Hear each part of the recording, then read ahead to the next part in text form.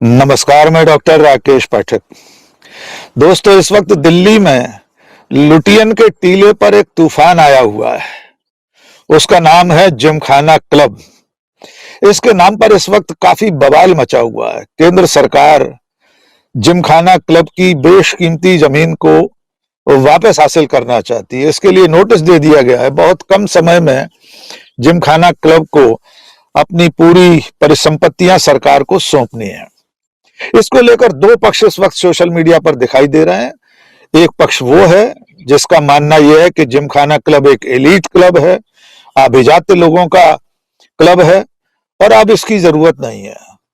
उनका तर्क है कि प्रधानमंत्री के आवास के पास होने के कारण इसे सुरक्षा की जरूरत के लिए सरकार को सौंप देना चाहिए।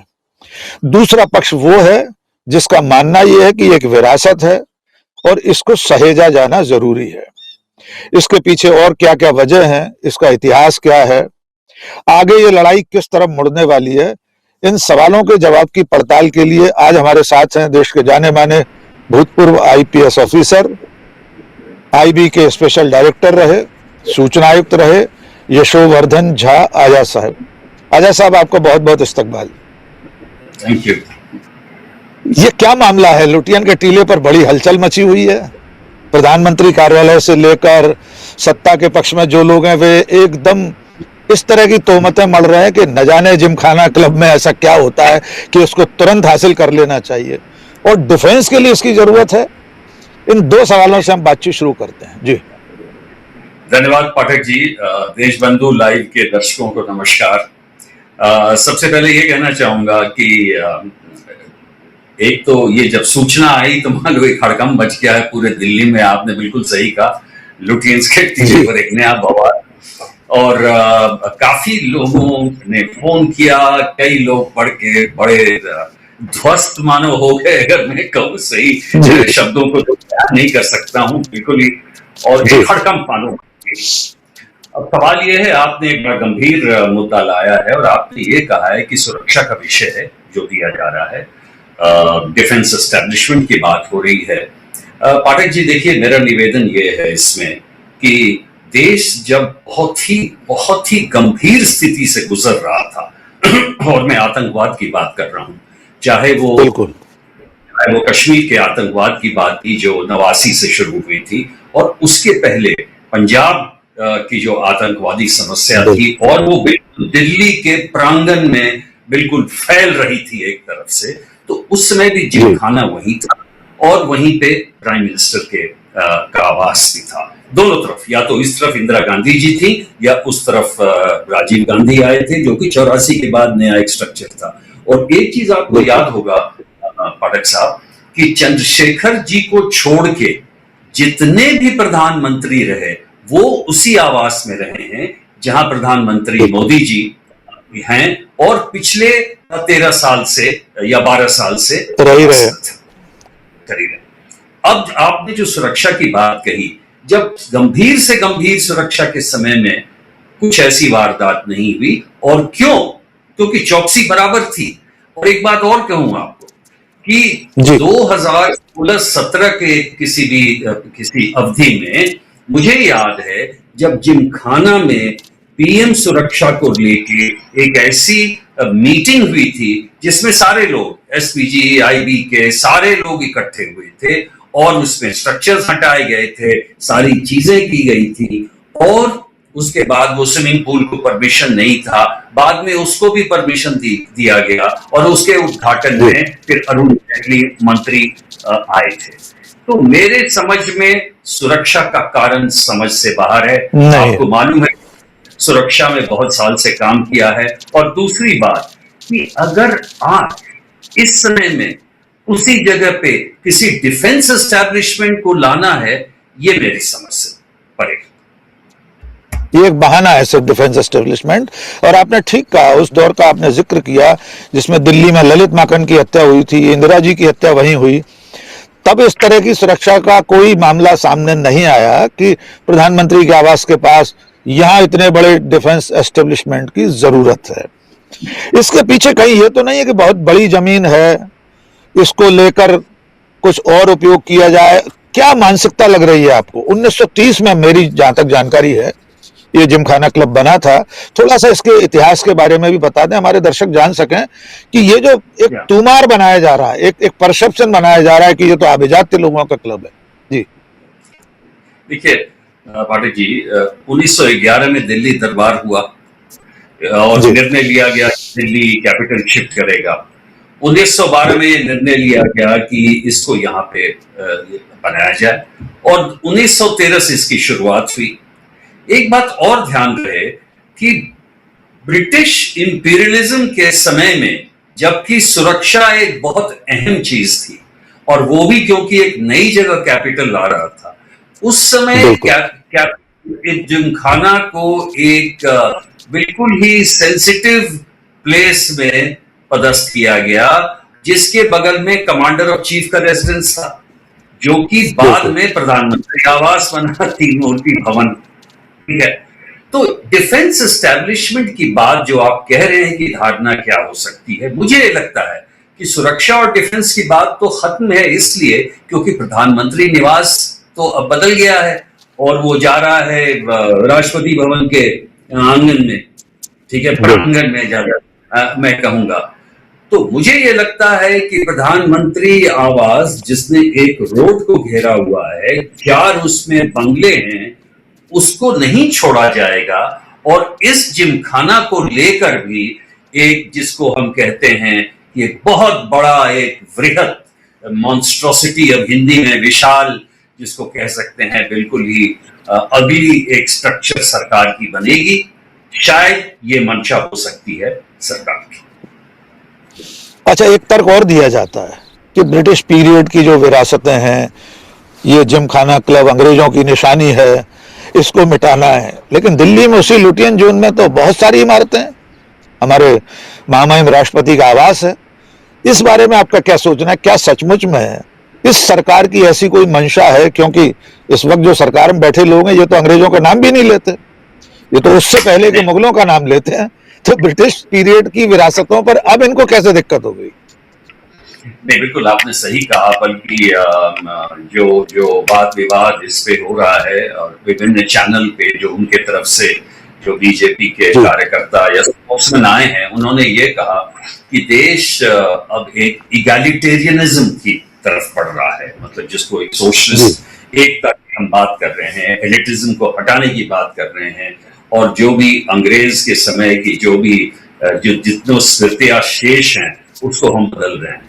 ये बड़ी खुशी की बात है। तो लुटियंस ही क्या, लुटियंस एक ऐसी जगह है जिसको कि डीकॉलोनाइज किया जा रहा है।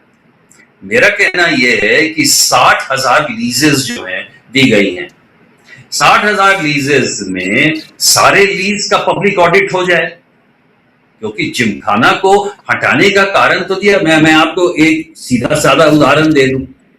CSOI क्लब है जिसके की अध्यक्ष है कैबिनेट सेक्रेटरी, और उनको इससे बेहतर जमीन चाणक्यपुरी में मिली हुई है, जिसमें सुरक्षा की कोई समस्या ही नहीं है, क्योंकि पुलिस लाइंस बगल में, और उस पूरे इलाके को CSOI को दिया गया।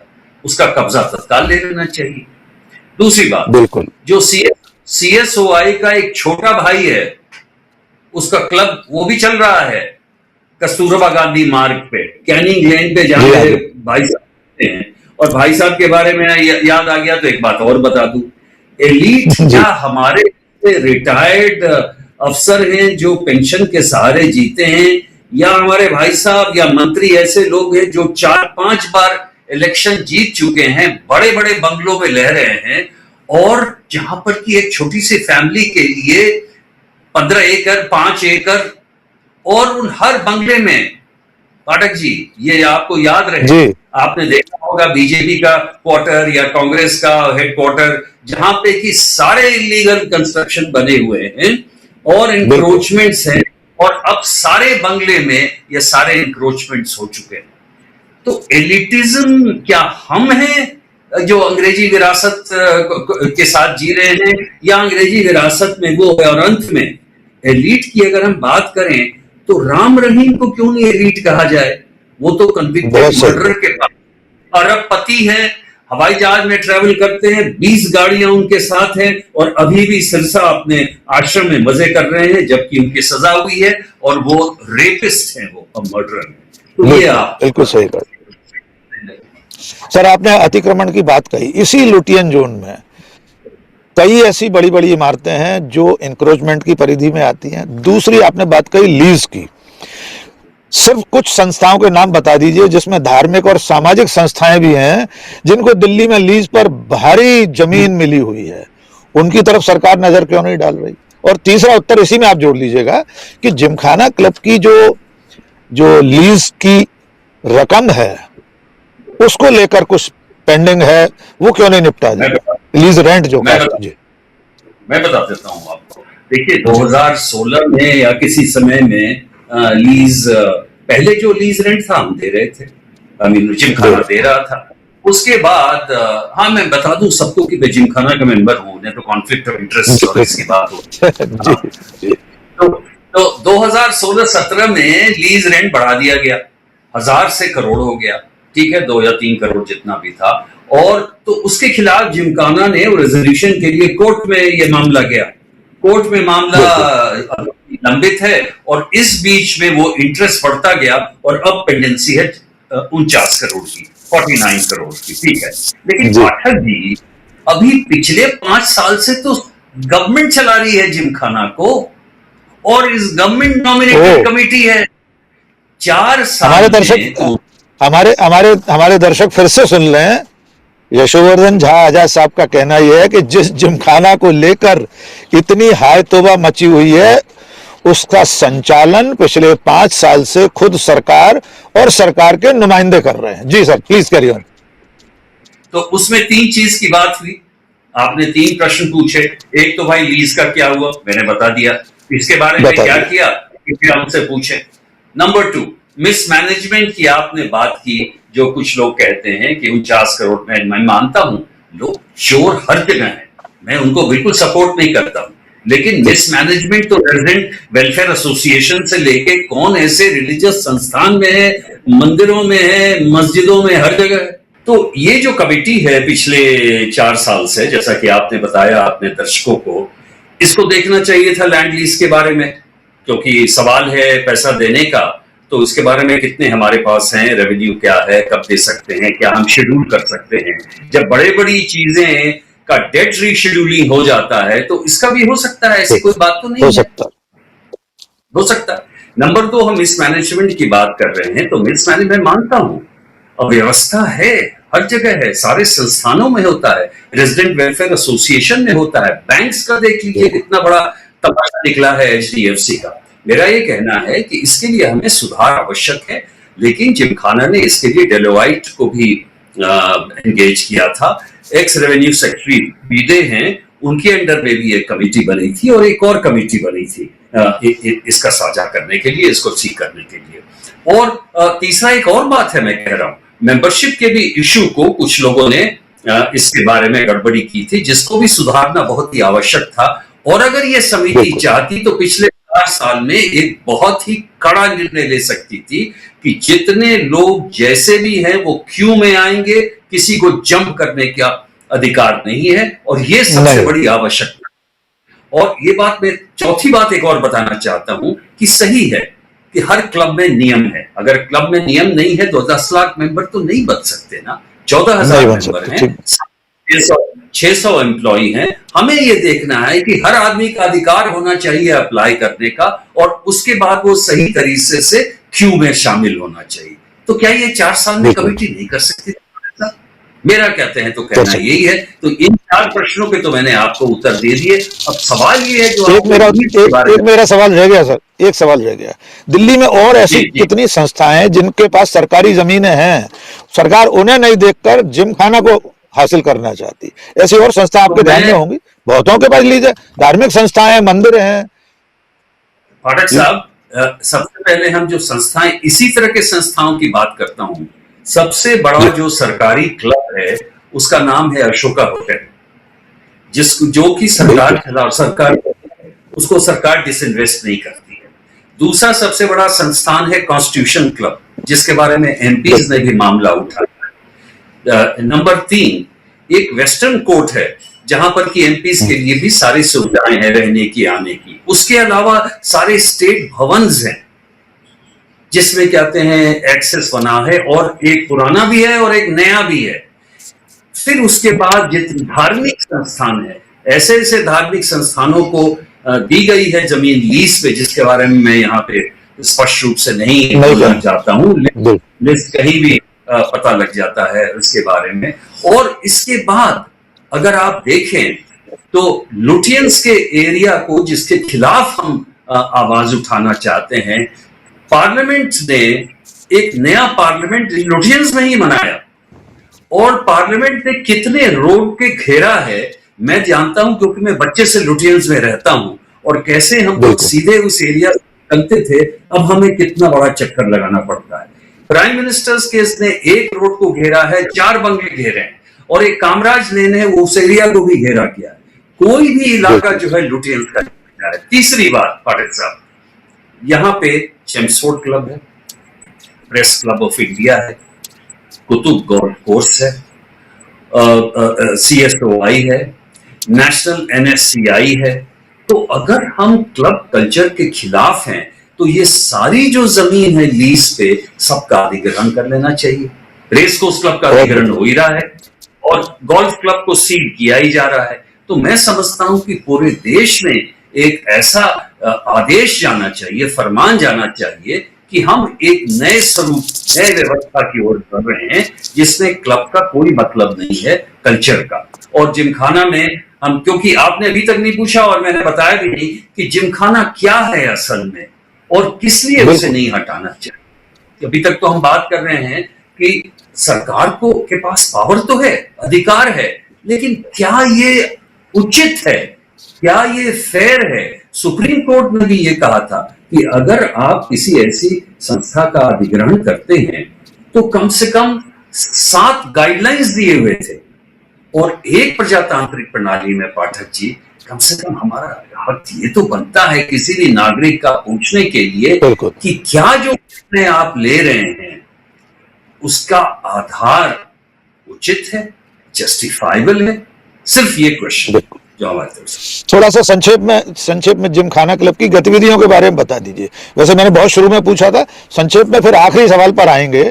आपने कोई मशवरा दिया है कि अगर आप अधिग्रहण कर ही रहे हैं तो वहां क्या क्या किया जा सकता है, गौशाला से लेकर बाकी सब, तो हमारे दर्शकों को अपने वे 4 विकल्प भी सुझा दीजिएगा। पहले जिमखाना क्लब के बारे में बहुत संक्षेप। देखिए, जिमखाना का सबसे संक्षेप में बता रहा हूं। जिमखाना एक ऐसी जगह है जो हमारे अस्त व्यस्त शहरों के, जो बिल्कुल ही उथल पुथल है, जहां पर कि एक तरह की ये व्यस्तता ऐसी है और विवशता ऐसी है, उससे अलग मेट्रो में एक ऐसा स्थान है जहां पर कि कुछ लोग एकेडमिशियंस हैं, रिटायर्ड ऑफिसर्स हैं, डिप्लोमैट्स हैं, CEOs हैं, बिजनेस वाले हैं, मिलते हैं, बातचीत करते हैं। देखिए, ये जो डिप्लोमेसी है सिर्फ हाई कमीशन से नहीं चलती है, हैदराबाद हाउस से नहीं चलती है, ये ऐसी चर्चाओं से चलती है। और कितने डिप्लोमेट्स जो मिलते हैं वो बोलते हैं इस बात को, जब हमारे ऐसे कॉमनर से मिलते हैं कि हाँ हमें ये बात नहीं मालूम थी और हम इसे अपने देश को ले जाएंगे। तो एक जो इंप्रेशन है, सोशल स्पेस है। और ये भी बता दूं कि हर कैपिटल जो है, जितनी भी राजधानियां हैं, वो जानी जाती हैं ऐसी जगहों से, ऐसे कैफे से, स्ट्रीट से। तो इसलिए जिमखाना का ये महत्व है। और अंत में जो आपने पूछा, अगर तो ये मामला जो है धनी वर्सेस गरीब वर्ग का है, तो मैं कहता हूं कि अगर सरकार 4 विषय पे ये निर्णय ले ले, 5वां भी हो सकता है, 4 पे अगर निर्णय ले ले, तो मैं समझता हूं देश का कोई भी नागरिक इस आदेश के खिलाफ नहीं जाएगा। नंबर 1, आप पूरे ही जिमखाना के एरिया को गौशाला बनाएं। गौशाला एक राष्ट्रीय हमारा प्रोजेक्ट है और सारे प्रदेशों को ये दिया गया है गौशाला बनाने के लिए। नंबर 2, सुप्रीम कोर्ट ने कहा है कि जो भी हमारे आवारा कुत्ते, स्ट्रे डॉग जो बोल नहीं सकते हैं, उनके लिए जमीन खोजी जाए। इससे आइडियल जगह दिल्ली में और कोई नहीं हो सकता है, बेचारे बोल नहीं सकते हैं। बहुत अच्छा से नंबर 3, उसी रेस कोर्स में जहां जिसका अधिग्रहण हो रहा है उसके सामने 1000 झुग्गियां हैं जिनको हटाने के लिए बहुत दिन से प्रयास किए जा रहे हैं। मेरा ये कहना है कि अगर वाकई आप इसका इस्तेमाल गरीबों के लिए करना चाहते हैं तो वहां पे व्यवस्थापन इन झुग्गी वालियों का अवश्य होना चाहिए, और भी व्यवस्थापन यहाँ के जितने लुटियंस बंगले हैं उसमें भी होना चाहिए, 500-500 करके, 1000-1000 करके। और चौथा, बिल्कुल। इसको आप नहीं तो लोएस्ट इनकम हाउसिंग प्लान बना दें, जिसमें जितने आप 40 स्क्वायर फुट की जगह देकर बनवाते हैं, ताकि गरीब लोगों का एक एक तरह की एक सामूहिक रूप से रहेंगे। और अगर आप मैनेजमेंट स्टाइल करना चाहते हैं तो ये जगह ऐसी है जिसका प्रपोजल 20 साल से चल रहा है कि जितने लोग हैं जिन पे इतनी ज्यादा सुरक्षा दी गई है और उनके ऊपर बहुत ही खतरा है, जैसे कि पूरे संसार में किया जा रहा है, एक कॉम्प्लेक्स में उनको सारों को डाल दें, पैसा कम लगेगा, एफिशिएंसी ज्यादा होगी, एक बस में पार्लियामेंट जाएंगे, और इससे अच्छा प्रयोगशाला इस कार्य के लिए नहीं हो सकता है। ये मेरे 4 सुझाव। बहुत शानदार सुझाव आपने दिए हैं, चारों पांचों, और मुझे लगता है प्रधानमंत्री नरेंद्र मोदी तक आपके ये सुझाव जरूर पहुंचना चाहिए, केंद्र सरकार पर पहुंचना चाहिए। और दूसरी बात यह है कि अगर सवाल सिर्फ अभिजात्य वर्ग के इस तरह की पहचानों को खत्म करने का है, तो आपने ठीक कहा कि फिर अकेला जिमखाना क्लब ही क्यों? दिल्ली में इतने सारे क्लब हैं, देश के छोटे छोटे शहरों में, हमारे ग्वालियर में जीवाजी क्लब है, इंदौर में यशवंत क्लब है, भोपाल में भोजपुर क्लब है। फिर धीरे धीरे करके देश भर में सारे क्लबों को बंद करे सरकार, अगर इसके अभिजात्य होने से ही इतनी दिक्कत है। और जहां तक सवाल ब्रिटिश पहचान का है, तो वाइसराय हाउस में तो राष्ट्रपति रहते हैं हमारे, वर्तमान राष्ट्रपति भवन में पहले वाइसराय रहते थे, लॉर्ड माउंटबेटन छोड़कर गए उसे। दिल्ली में लुटियन जोन की तमाम इमारतें ब्रिटिश राज की ही पहचान है, उन्हीं की बनाई हुई है। तो क्या इन सबको भी नेस्तनाबूद करना होगा? निश्चित तौर पर ऐसा नहीं किया जाना चाहिए। लेकिन जिमखाना क्लब को लेकर कई तरह के सवाल देश के लोगों के दिलो दिमाग में थे। सिर्फ दिल्ली ही नहीं, देश भर में लोग जानना चाहते थे कि असल में जिमखाना क्लब पर इतना हंगामा क्यों मचा हुआ है। मुझे लगता है हमारे डीबी लाइव के दर्शकों को बहुत सारे सवालों के जवाब मिल गए होंगे। आजाद साहब ने बहुत विस्तार से, बहुत आसान शब्दों में समझाया है कि असल मुद्दा क्या है। बहुत बहुत शुक्रिया आजाद साहब, इस महत्वपूर्ण विषय पर हमसे बातचीत करने के लिए। बहुत धन्यवाद। धन्यवाद।